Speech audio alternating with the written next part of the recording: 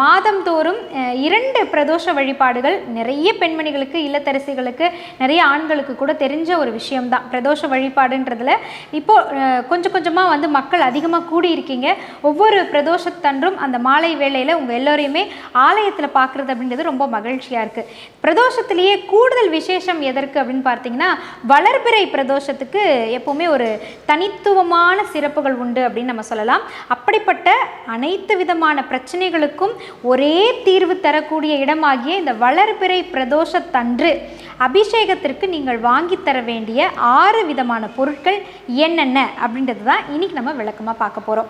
இந்த பதிவை பற்றின முழு வீடியோவும் நீங்கள் பார்க்கணும்னு நினச்சிங்கன்னா, இப்போ நான் பேசிகிட்டு இருக்கும்பொழுது எனக்கு கீழே இருக்கக்கூடிய அந்த இடத்த நீங்கள் ப்ரெஸ் பண்ணிங்கன்னா இப்போ நான் பேசின இந்த பதிவினுடைய முழு வீடியோவும் நீங்கள் கண்டிப்பாக பார்க்க முடியும். அங்கே நாங்களும் உங்களுக்காக ஒரு ஆரோ மார்க் கொடுப்போம். அந்த ஆரோ மார்க்கு கிட்ட நீங்கள் ப்ரெஸ் பண்ணிங்கன்னா முழு பதிவை பார்க்க முடியும்.